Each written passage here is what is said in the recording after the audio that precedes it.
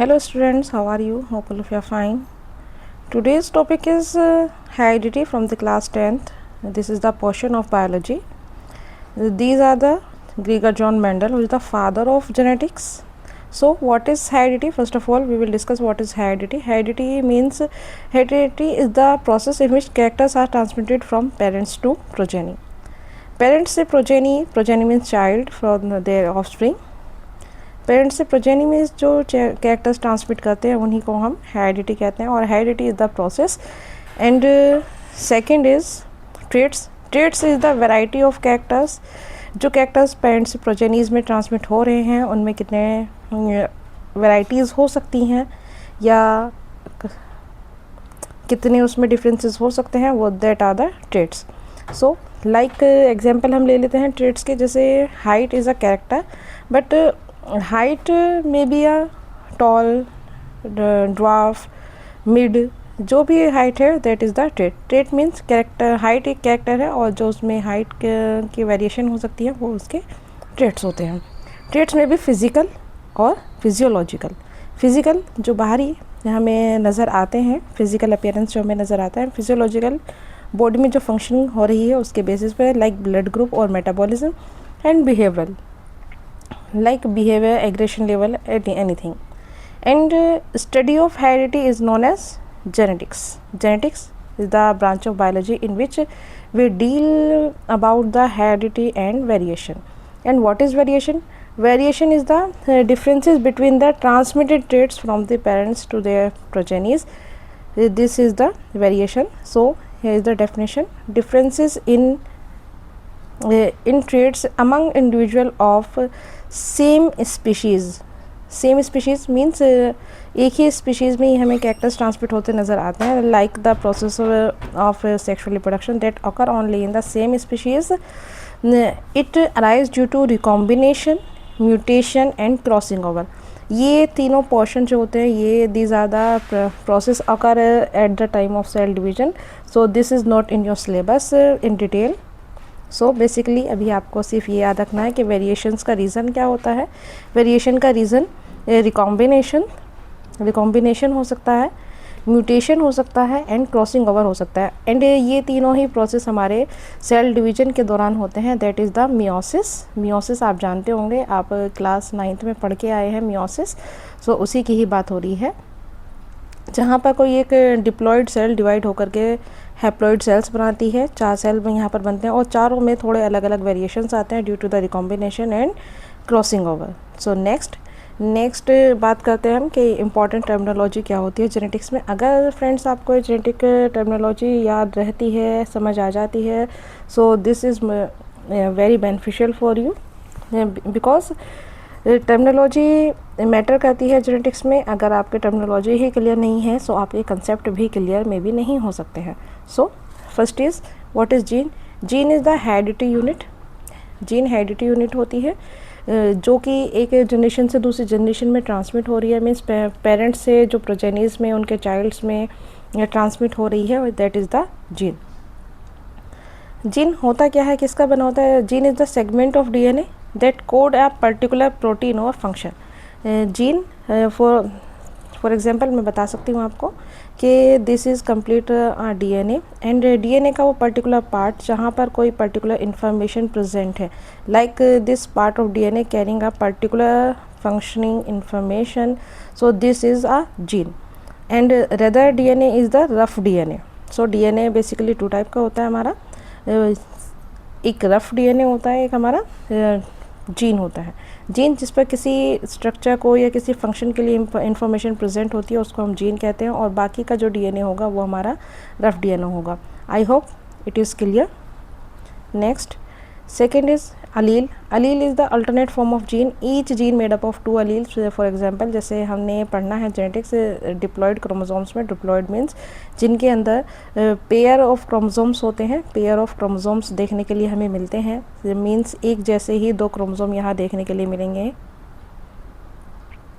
एक जैसे 2 क्रोमोसोम यहाँ देखने के लिए मिलते हैं और अगर एक जैसे ही दोनों क्रोमोसोम हैं तो एक ही जैसे जीन हमारे दोनों क्रोमोसोम्स पर प्रेजेंट होते हैं. सो एक अलील इस पर होता है, एक अलील इस पर होता है और दोनों अलील कंबाइन करके एक जीन का फॉर्मेशन कर रहे हैं. आई hope it is clear. Next is dominant allele. Dominant allele को हम कैपिटल लेटर से डिनोट करते हैं और ये अपने कैरेक्टर्स को एक्सप्रेस करता है हेट्रोजाइगस एंड होमोजाइगस दोनों ही कंडीशन में। And second is recessive allele. Recessive allele जो कि अपने कैरेक्टर्स को एक्सप्रेस करता है ओनली इन होमोजाइगस कंडीशन, और इनको हम एक्सप्रेस करते हैं by the small letters. Homozygous जब दोनों ही एलील एक जैसे हों, like capital T and small T. Heterozygous जब दोनों एलील एक दूसरे से अलग हों। जीनोटाइप लाइक किसी कैरेक्टर के लिए, जैसे टॉल कैरेक्टर होने के लिए, टॉल हाइट होने के लिए कैपिटल टी हो, क्योंकि डोमिनेंट एलील है हमारा कैपिटल टी, तो भी हमारी हाइट टॉल होगी, और कैपिटल टी स्मॉल टी हो तो भी हाइट टॉल ही होगी। बिकॉज अभी हमने यहाँ पे पढ़ा है जो डोमिनेंट एलील हैं वो हमारे होमोजाइगस और हेट्रोजाइगस दोनों ही कंडीशन में अपने कैरेक्टर्स को शो करते हैं। सो जीनोटाइप हमारा एक जीन किस तरह के एलील से बना हुआ है उसका जेनेटिक मेकअप होता है। Genetic constitution of a gene is the genotype. And phenotype is the result of genotype. किस तरह के कैरेक्टर्स यहाँ पर देखने के लिए मिल रहे हैं इन जीन की वजह से, that is the observable features and these are known as phenotype. First now we will move to the Mendel experiment. Gregor और मेंडल, जिनको हम फादर ऑफ जेनेटिक्स कहते हैं, इन्होंने अपने एक्सपेरिमेंट परफॉर्म किए थे पाइसम सटाइवम, एक पी प्लांट पर, और इन्होंने 7 कॉन्ट्रास्टिंग कैरेक्टर, कॉन्ट्रास्टिंग मीन्स इन्होंने एक कैरेक्टर के पेयर लिए, मीन्स एक के ट्रेट लिए और उसको स्टडी किया, और like tall and dwarf, round and wrinkled, yellow and green, और इन्होंने अपने सभी कैरेक्टर्स को स्टडी किया अप टू 3 जनरेशन तक, और इन्होंने प्रपोज किए कुछ पैटर्न्स जो कि हमारे इनहेरिटेंस को फॉलो करते हैं। Clear? I hope these are the 7 contrasting character that consider by Mendel, who studied by Mendel. First is these are the dominant trait, dominant जो कि हमारे हेट्रो एंड होमो दोनों ही कंडीशन में अपने कैरेक्टर्स को शो करते हैं। रिसेसिव जो कि ओनली रिसेसिव कंडीशन में अपने आप को शो करेंगे, मीन्स होमोजाइगस कंडीशन में शो करेंगे। Round seed and twinkle seed, yellow seed and green seed. Seed की पहले इन्होंने शेप ली है, then colour, then pod colour, then pod shape, then plant height, then flower position and then flower color. These are the 7 characters studied by Mendel. जो ऊपर वाले characters हैं, these are the dominant character and these are the recessive character. Recessive character only appear only in homozygous conditions.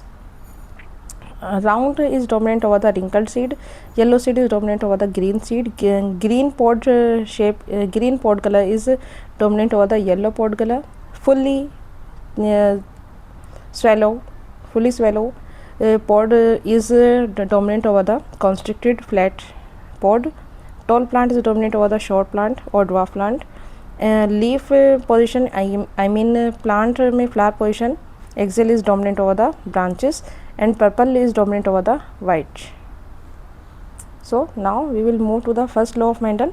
First law is the law of segregation. Law of segregation is the also known as law of purity of gametes. इसी को law of purity of gametes कहा जाता है, क्योंकि कोई भी एक particular trait segregate होने के बाद ही अपने फीचर्स को शो करता है। यहाँ पर प्योरिटी किसकी बात हो रही है? रिसेसिव प्लांट की बात हो रही है। Allele pair separate during gamete formation and unite at a random fertilisation, thus offspring gets 1 allele from each parents. I think आपको अभी समझ नहीं है, मैं यहाँ आपको समझाती हूँ। सो यहाँ लिखा हुआ है, यहाँ से देखने की कोशिश कीजिएगा कि यहाँ पर हमारे 2 पेरेंट्स हैं। This is the heterozygous dominant and this is also the heterozygous dominant. यहाँ से जब 2 गैमेट्स बनेंगे, कैपिटल टी एक स्मॉल टी बनता है, सेम यहाँ से भी capital T and small T बनता है, और दोनों से ही रैंडमली कोई भी दूसरे के साथ में कंबाइन होने के बाद में प्लांट्स का फॉर्मेशन करता है। और यहाँ पर जो हमारा रिसेसिव वाला अलील है, ये सेपरेट हुआ है डोमिनेंट वाले अलील से, तब जाकर के इसने अपने कैरेक्टर को शो करना स्टार्ट किया है या शो किया है। इसी को हम कह रहे हैं लॉ ऑफ सेग्रीगेशन। मीन्स के रिसेसिव वाला अलील हमारे डोमिनेंट वाले अलील से सेपरेट होने के बाद अपने कैरेक्टर्स को शो करा है। This is the law of segregation. Now we will move to the theory. यहाँ पर वही लिखा है, एलील्स पेयर सेपरेट। एलील्स जो हैं वो हमारे सेपरेट हो जाते हैं, like capital T, small T, capital T and small T दोनों थे। जब इनसे गैमेट्स बने, capital T and small T दोनों सेपरेट हो गए गैमेट फॉर्मेशन के दौरान पर। एंड यूनाइट मिल जाते हैं at the time of, randomly मिल जाते हैं at the time of fertilisation, कि यहाँ से भी दो गैमेट्स बने होंगे capital T and small T, यहाँ से ये किसी से भी कंबाइंड कर सकता है, और जब ये दो से कंबाइंड करता है तब जा कर के ही, दो एक साथ कंबाइन करते हैं तब जा कर के हमारे एक ऑफस्प्रिंग बनता है और उसमें किसी भी तरह के फीचर्स अपीयर होते हैं। 10 offspring gets one allele from each parents, एक इस पेरेंट से अलील आया है और एक इस पेरेंट से अलील आया है, दोनों ही अलील कंबाइन होने के बाद में एक ऑफस्प्रिंग का फॉर्मेशन कर रहे हैं, और ये ऑफस्प्रिंग दोनों में से किसी एक पेरेंट के जैसे ही कैरेक्टर्स को शो करेगा। This is the law of segregation. ये यहाँ से यहाँ तक लॉ ऑफ सेग्रीगेशन होता है हमारा। ये इससे ऊपर हमारा सेकंड लॉ ऑफ मेंडल है, जिसे स्टूडेंट सोचते हैं कि हमारा फर्स्ट लॉ है, that is the law of dominance, that is not the first law. हाँ, जब हम क्रॉस करते हैं तो हमारा ये फर्स्ट क्रॉस में ही आ जाता है हमारा। This is the law of dominance, sorry law of segregation. Now next second law is law of dominance. Out of one pair of contrasting character, यहाँ हम बात करते हैं, पहले इसको लिख लेते हैं। ये this is the tall plant and this is the dwarf plant. जब टॉल एंड ड्वार्फ प्लांट के बीच में क्रॉस किया गया तो मेंडल ने एज्यूम किया था कि उन्हें मे बी टॉल प्लांट और सम रेशियो ऑफ इस ड्वार्फ प्लांट अपीयर होंगे इन F1 जनरेशन, लेकिन ऐसा नहीं होने पर उन्होंने तब जा कर के लॉ ऑफ सेग्रीगेशन परफॉर्म किया था। सो पहले उन्होंने लॉ ऑफ डोमिनेंस परफॉर्म किया, क्योंकि उनका अजम्पशन था कि जनरेशन F1 जनरेशन में उन्हें जो टॉल और ड्वार्फ प्लांट के बीच क्रॉस कराने के बाद में जो जनरेशन बनेगी उसमें मीडियम एंड टॉल साइज़ और ड्वार्फ साइज़ तीनों ही तरह के हमें प्लांट्स मिलने चाहिए, एटलीस्ट दोनों तरह के मिलने चाहिए, कुछ टॉल मिले कुछ ड्वार्फ मिले। लेकिन वहाँ देखने के लिए मिला कि सभी के सभी प्लांट जो थे वो हमारे टॉल ही थे। सो इसीलिए इसको कहा गया लॉ ऑफ डोमिनेंस। अब ऐसा क्यों हुआ? क्योंकि जो यहाँ हमारा यहाँ पर देखते हैं, क्योंकि ये हमारा जो कैपिटल लेटर है, कैपिटल लेटर से जिसे हमने होमोजाइगस टॉल को रिप्रेजेंट किया है, ये हमारा डोमिनेंट होता है। डोमिनेंट मीन्स ये अपने कंडीशंस को, अपने कैरेक्टर्स को दोनों ही कंडीशन में शो करता है, that is the homozygous and heterozygous as well. So when we cross between a pure tall and pure dwarf plant, pure tall और प्योर ड्वार्फ प्लांट के बीच में जब क्रॉस किया जाता है तो वहाँ प्योर टॉल और प्योर ड्वार्फ प्लांट के बीच में जब क्रॉस किया जाता है तो वहाँ से दो तरह के गैमेट्स बनते हैं, capital T and small T, और जब ये दोनों गैमेट्स कंबाइन करते हैं तब जा कर के हमारे सभी plants capital T and small T का फॉर्मेशन होता है। चलिए बात करते हैं, कैपिटल टी स्मॉल टी दोनों के बीच में क्रॉस किया जाता है। यहाँ से गैमेट्स बनेंगे हमारे कैपिटल टी, यहाँ से गैमेट्स बनेंगे small T and small T. ये गैमेट्स इसके साथ कंबाइन करके बनाएगा कैपिटल टी स्मॉल टी, ये गैमेट्स इसके साथ भी कंबाइन करके बनाएगा कैपिटल टी स्मॉल टी, ये गैमेट्स इसके साथ कंबाइन करके बनाएगा capital T small T, and ये गैमेट्स इसके साथ कंबाइन करके बनाएगा capital T and small T. So इस तरीके से हमारे जितने भी बन रहे हैं वो सारे के सारे ही capital T and small T बन रहे हैं। और यहाँ पर कैपिटल टी जिसे हमने कहा है कि डोमिनेंट है, और डोमिनेंट के लिए हम यहाँ पर अभी पढ़कर आए हैं टर्मिनोलॉजी में कि जो डोमिनेंट होते हैं वो अपने कैरेक्टर्स को हर कंडीशन में शो करते हैं, heterozygous as well as homozygous. So उसी के अकॉर्डिंग यहाँ पे हम कह रहे हैं कि जब pure tall and pure dwarf plant के बीच में क्रॉस किया गया तब हमें देखने के लिए मिला कि सारे के सारे हमारे कैसे थे, वो टॉल ही देखने के लिए मिले। This result of F1 generation confused the Mendel, that's why he perform the second cross, that is the law of segregation. लेकिन सेकंड क्रॉस परफॉर्म जो उन्होंने किया था उसको हम फर्स्ट लॉ के नाम से जानते हैं, बिकॉज फर्स्ट जब इन्होंने सेकंड क्रॉस किया तभी जाकर के वो एक कंक्लूजन पर पहुँचे कि यहाँ पर जो हमारे ड्वार्फ वाले कैरेक्टर्स हैं, ड्वार्फ वाले जो अलील हैं वो फैक्टर हैं, जब डोमिनेंट वाले से सेपरेट हो जाते हैं तब जाकर के वो अपना कैरेक्टर को अपीयर शो करते हैं। That's why law of segregation is the law of purity of gametes and this is also the first law of Mendel. Now अब हम मेंडल के सेकंड लॉ पर बात करते हैं। Out of one pair of contrasting character only one express in F1 generation, सिर्फ एक ही express किया है F1 जनरेशन में, दैट इज़ द डोमिनेंट। जो एक्सप्रेस नहीं किया उसी को नाम दिया गया है रिसेसिव। एग्जाम्पल के तौर पे हम समझ सकते हैं एग्जाम्पल्स, टॉल प्लांट के लिए कैपिटल टी जब ड्वार्फ से कंबाइन किया तो F1 में सारे हमारे कैसे मिले, capital T and small T, जिसकी वजह से हमारे सारे के सारे प्लांट्स जो थे वो टॉल ही थे। I think it is clear नहीं होता तो आप मुझे बता सकते हैं। Now third law is the law of independent assortments. It state that when two pair of contrasting traits are inherited together. यहाँ ये जो स्टडी किया गया था ये हमारा डाई हाइब्रिड क्रॉस पर स्टडी किया गया था। डाई हाइब्रिड क्रॉस जहाँ पर दो कैरेक्टर्स को साथ में लेकर के स्टडी किया जाता है उसी को डाई हाइब्रिड क्रॉस कहते हैं। अभी तक हमने जो मोनो हाइब्रिड, हमने जो law of segregation and law of dominance की बात की है वो दोनों ही क्रॉसेस मोनोहाइब्रिड क्रॉस पर स्टडी किया गया था। मीन्स वहाँ पर सिंगल कैरेक्टर को कंसिडर किया गया था। लेकिन अगर हम बात करें लॉ ऑफ इंडिपेंडेंट असॉर्टमेंट में, यहाँ पर दो कैरेक्टर्स को कंसिडर किया गया है। दैट्स वाई से कहा गया है law of independent assortment. Same ही है जैसे लॉ ऑफ सेग्रीगेशन में था, उसी तरह का ही कुछ है। इसमें मैं पहले आपको समझा देती हूँ, देन उसके बाद में बात करते हैं। एक मुझे कहीं प्लेन सी स्लाइड मिल जाए, चलिए यहीं पे ही मैं समझा देती हूँ।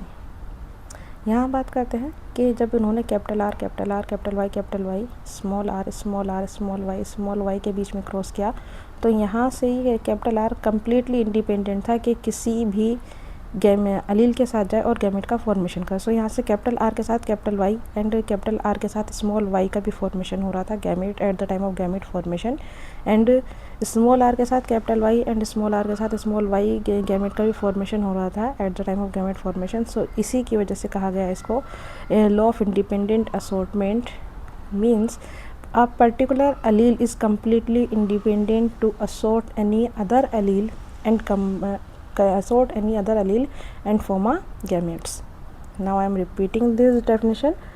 आप लिख सकते हैं इसको। In Mendel's third law, according to the law of independent assortment, every allele is completely independent from the another allele that assort to any one allele and form a gametes.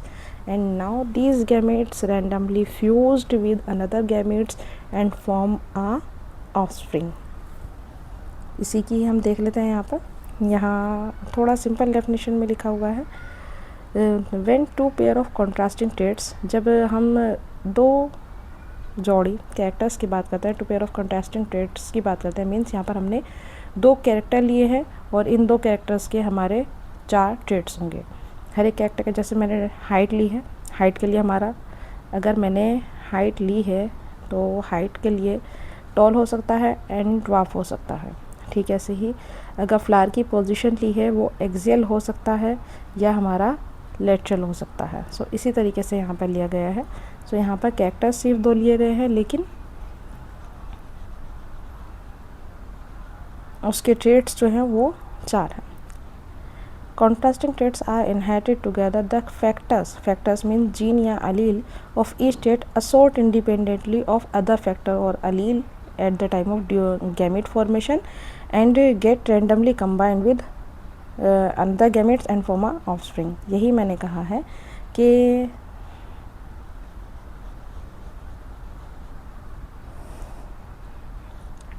हर एक allele capital R capital Y small R Y हर एक allele यहाँ independent है कि वो किसी भी दूसरे अलील के साथ जा कर के गैमेट का फॉर्मेशन करे एंड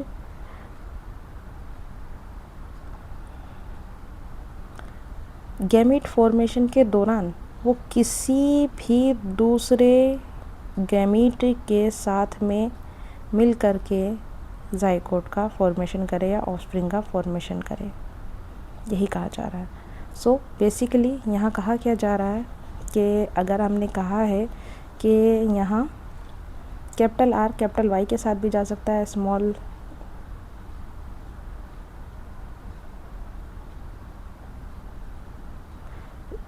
वाई के साथ भी जा सकता है।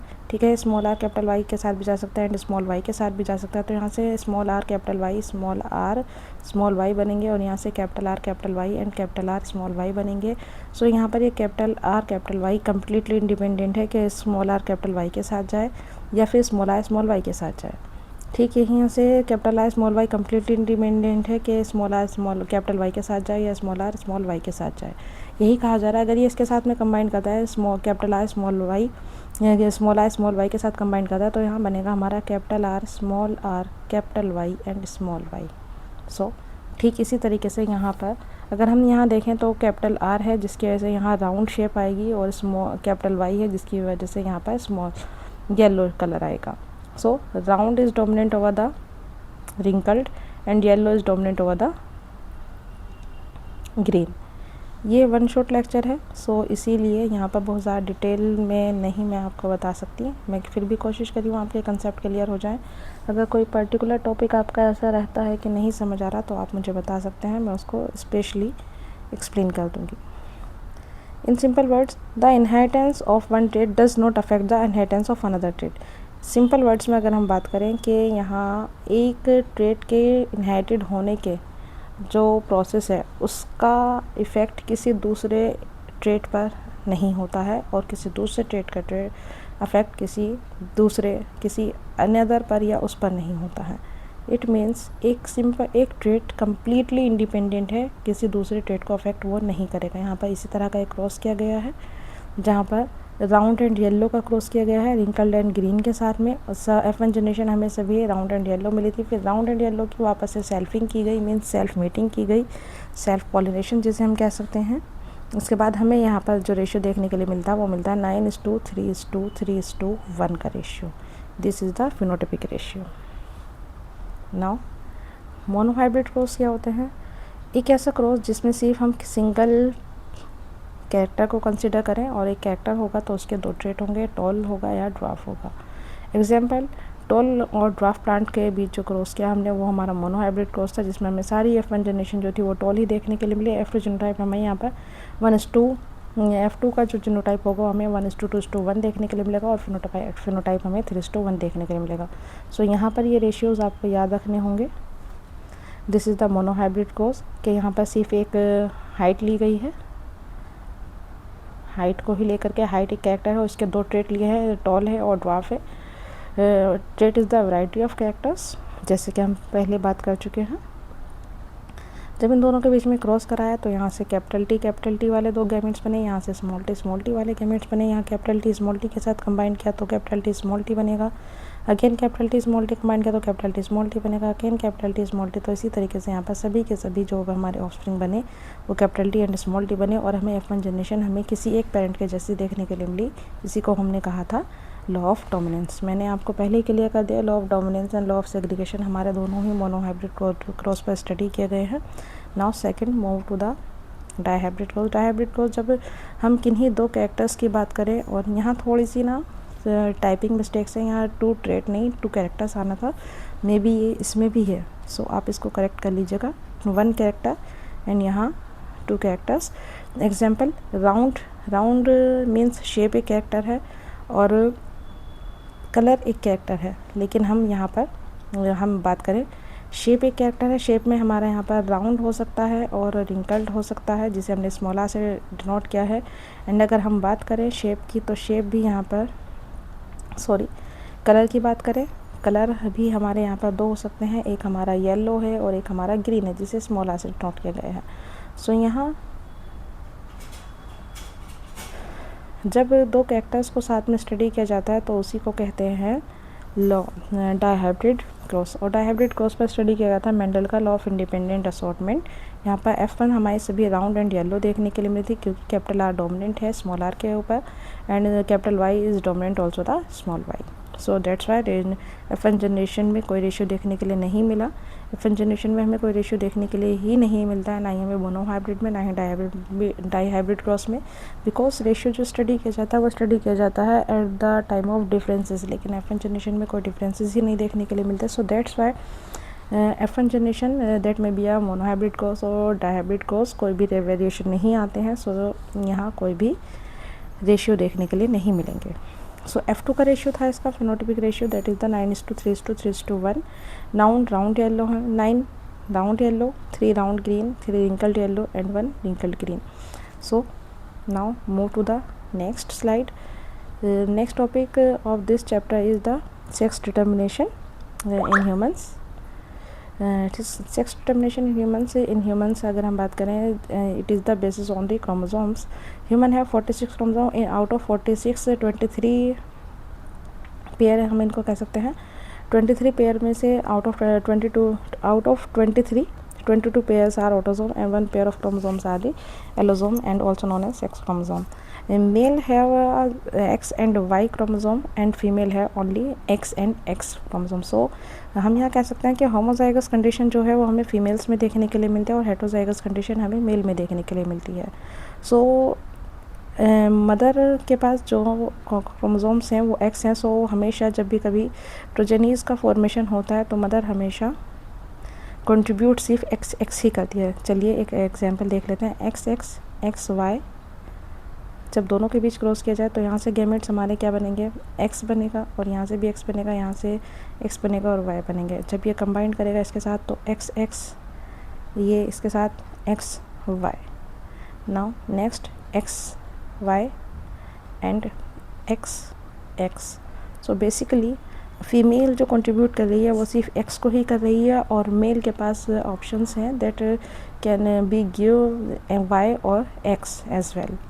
सो बेसिकली हम कह सकते हैं कि ह्यूमंस में जो सेक्स डिटर्मिनेशन है वो on the basis of chromosome होता है and mail is completely responsible for this determination, and this determination occur at the time of fertilization. I think you understand well. Now mother always contribute X chromosome, father contribute X और Y. X contribute करता है तो girls का formation होता है, girls baby का formation होता है एंड Y contribute होता है मेल की साइड से, that will be a boy baby. Now hence father determine the sex of the child. Now we will clear next slide is इसी का ही एक्सप्लेनेशन गिवन है. X 44 plus X Y, 44 is the autosome and X Y is the allosome and 44 is the autosome and X is the allosome. When both of the parents gametes combine together there will be a, अगर male x contribute करता तो baby girl, Y contribute करता तो baby boy. Again female की side से x ही contribute हो सकता है, that always will be a girl or boy maybe. Variations, what is variation? Variation means the differences. Variation का एक common term होता है हमारा differences. So variation may be inherited or acquired. Inherited variation जो कि हमें parents से ही pass out होती हैं और acquired जो during life हम acquire करते हैं due to the our physical activities or any other environmental reasons. Inherited variations that are transmitted from parents to progenies like blood group, eye color, hair texture etc.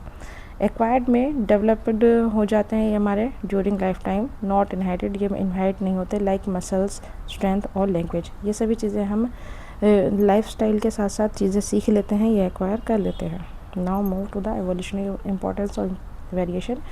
Variation की evolutionary importance होती है कि अगर आपने सुना होगा कि time के साथ बदलना ज़रूरी होता है और अगर कोई इंसान या कोई भी जीव बदल नहीं पाता तो वो इन्वायरमेंट में सर्वाइव नहीं कर सकता. या एक लाइन आप समझते हैं कि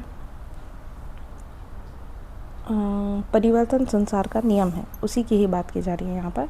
वेरिएशंस जो आते हैं वो हमारे न्यू हो सकते हैं, कोई प्रोग्रेसिव या रिग्रेसिव दोनों ही तरह के हो सकते हैं.